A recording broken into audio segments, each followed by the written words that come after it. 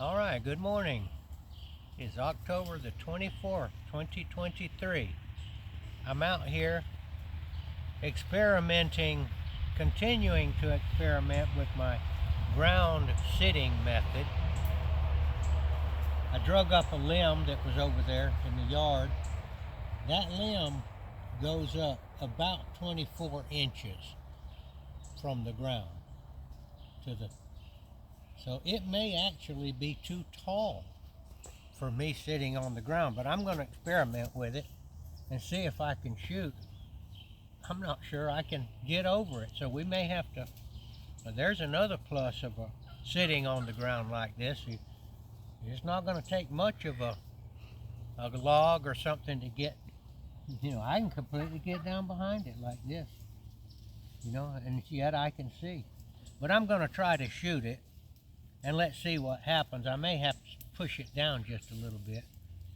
But this is the experiment. I saw a nice deer last night on my trail camera. I couldn't tell on that particular kind of trail camera. It's one that sends it to your phone. I'm not really impressed with the quality of I was used to those old kinds, that just took a picture and you had to go get the card out of it and take it to the house and read it and all that. But I can see it was a big buck. I'm not going to get a chance to shoot him. If God does put him close to me with my longbow, I don't know what I'll do. I'll probably shoot at him, but he's not in a lot of danger, I don't think, from me. All right, let's just see what can happen with this here. Yeah, that just barely cleared it, and it did mess up my shot somewhat because I'm not used to shooting with something in front of me.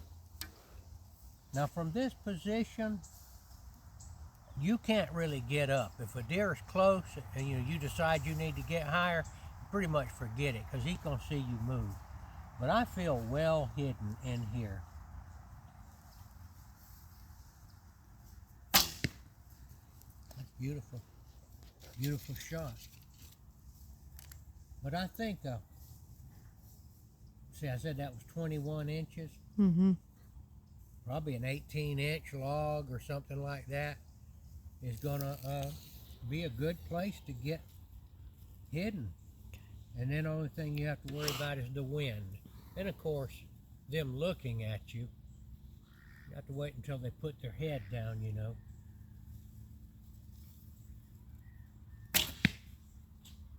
So I'm shooting awfully close to that blind right there over the, it's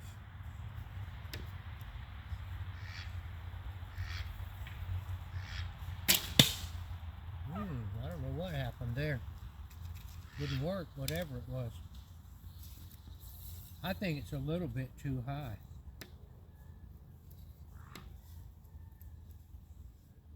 See if I can get the coyote.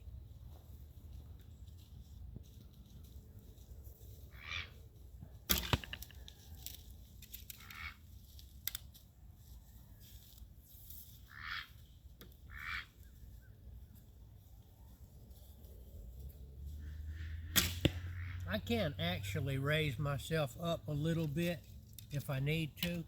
Shine it back here, Dad. I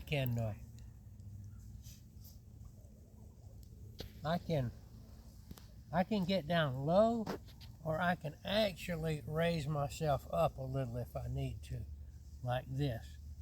That gives me a little more clearance, so I do have some flexibility. I'm going to raise myself up a little here.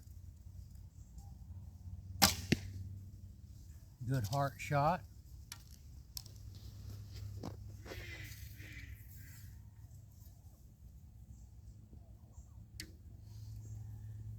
I can see myself sitting in the woods like this quite comfortably.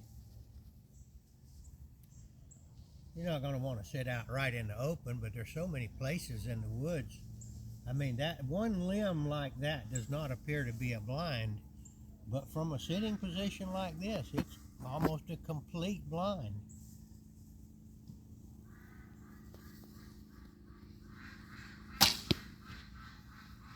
Takes a little getting used to.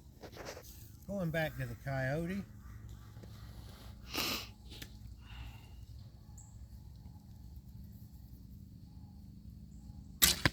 This has actually given me a kind of a new lease on my archery life, because it's different.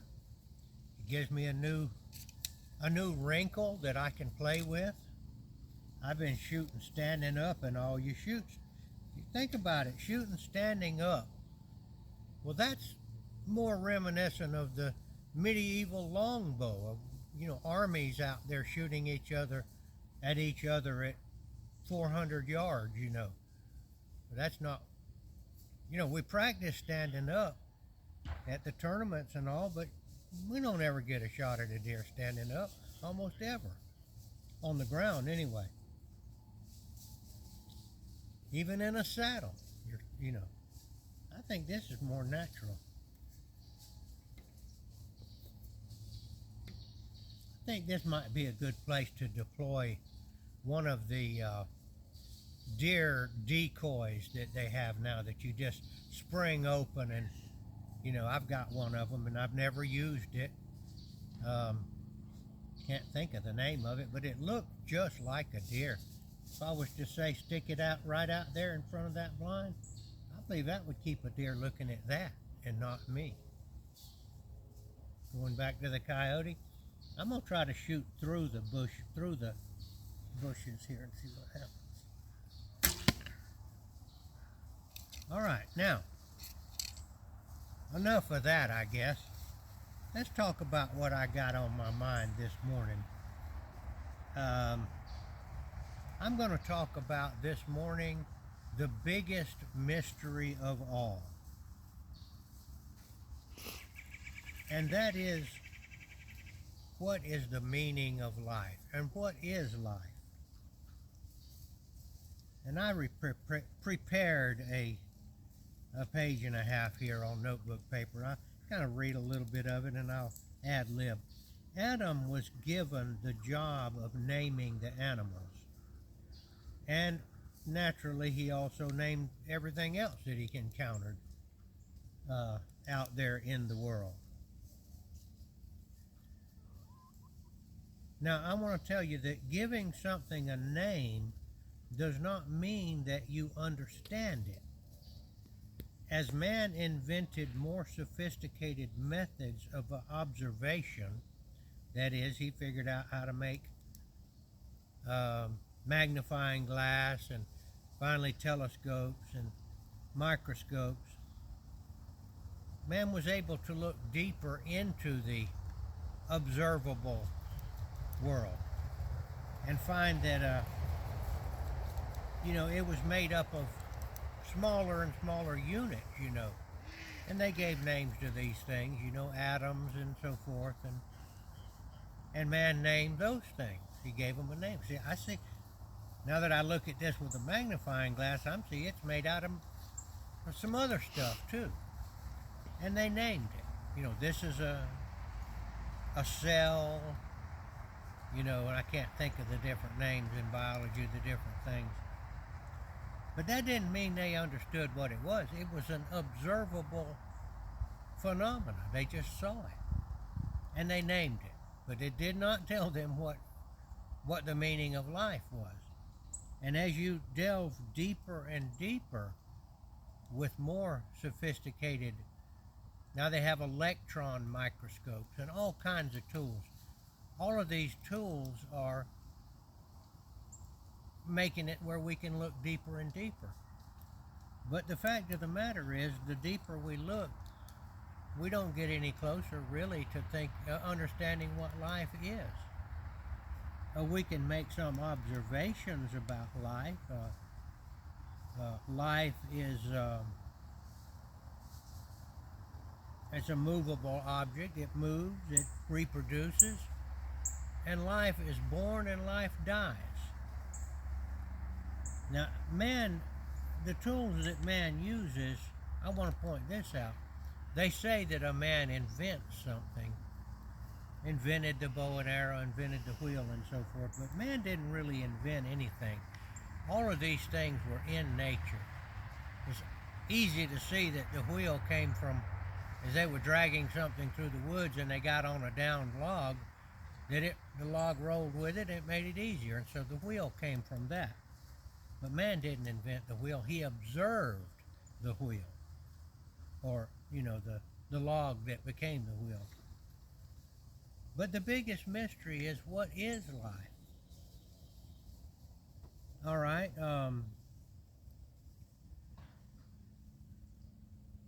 You can observe its various attributes: breathing, reproduction, movement, mobility, and you can describe them, the attributes of life, and you give them names. But as we dig deeper with our instruments, we can name smaller and smaller parts of the living being, but we are still just observing and naming the different parts. We still don't know what life is. Life is just a word made up by man to name an observable phenomenon. That would be a deer running around the woods. It's alive. How do we know? It's running around. We come upon one dead, and we see that it's not alive anymore, and we see it rots into the ground. Or it winds up in the freezer, hopefully. All we can do is observe it and make up words describing what we see. Now, Satan has deceived mankind into thinking that because we have named ever-increasing and smaller parts of living things, that we actually understand what life is. This gives us the impression that we are God because we understand life. And it has morphed into, in these latter times, that we are eventually going to be able to create life. This is a big lie. Naturally, this is my opinion. I have known scientifically minded people who firmly believed that we, mankind, would eventually create life. Now, Mary Shelley wrote a novel about Dr. Frankenstein, Frankenstein's monster, where the doctor supposedly created life. But of course, he didn't. He took something that God created and supposedly put a spark on it and made it come back to life. So this idea of us creating life goes back a long way. I believe God has put the accomplishment of mankind creating life beyond our reach forever. If you believe that science, and science is another word for knowledge, will conquer death and create life, I am suggesting that you have been deceived by Satan. We don't know what life is. But I want to tell you some good news. We have a person named Yeshua the Messiah, Jesus Christ. And he told us what life is. And it is recorded in the Bible by eyewitnesses that saw him, observed him doing many miracles, which gave him credibility. When we realized the miracles he did, we realized he had control over life. And he said this: I am the way, the truth, and the life. Life. I am the life. I am the way to life. I am the truth. I'm telling you the truth. And I am the life. So Jesus was claiming that he was the meaning of life, and that he was life. So the definition of life then would be Yeshua the Messiah. And Jesus did many miracles to help us believe him. I suggest to you that it would be worth your while to check out the miracles that Jesus did and check out his words where he claimed that he was life. I guess everybody knows that Jesus said he could give us that life, eternal life. Maybe you don't know that. Jesus said he was the life, and he said, I can give it to you to live eternally. I'd say it would be a good use of your time to read the Gospels of Matthew, Mark, Luke, and John in the Holy Bible. I would say that it might be the very best use of your time that you've ever done. Now I got a couple more arrows. This is my suggestion to you. I'm asking you to check it out. I'm sitting here on the ground with a bow and arrow in my hand, probably looking rather foolish, and actually, as the world sees it, making a fool of myself.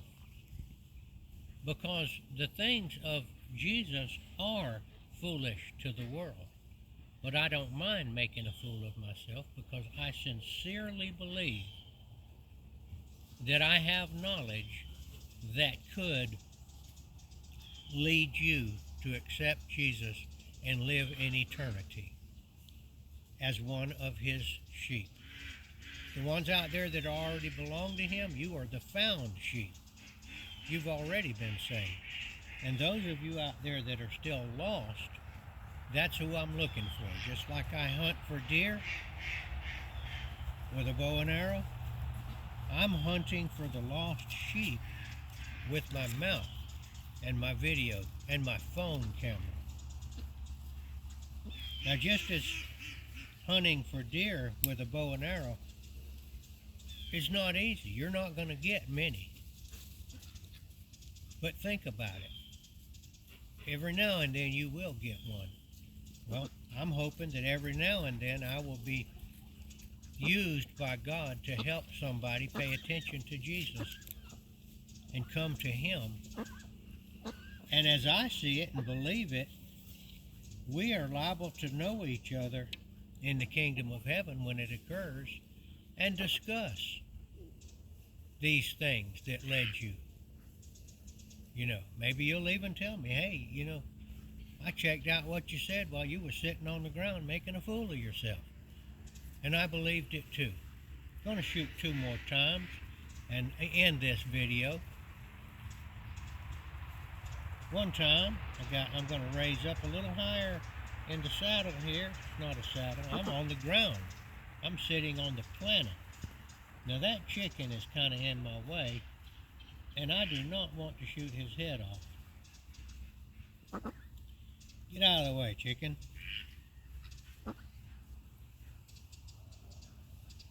The reason they're there is there's a persimmon tree. Show them the persimmon tree, Debbie. Right up there, there's a persimmon tree, and the persimmons are still dropping. And those chickens love them just like deer do. So they're looking to see if they can find one. And another thing about the persimmons is that if a really ripe one drops or, you know, nobody finds it, it will kind of melt into the ground or, you know, kind of ooze into the ground, and bugs then will get on it to eat that persimmon, and those chickens will eat those little bugs. Okay, I got a window of opportunity right here. I'll take that one.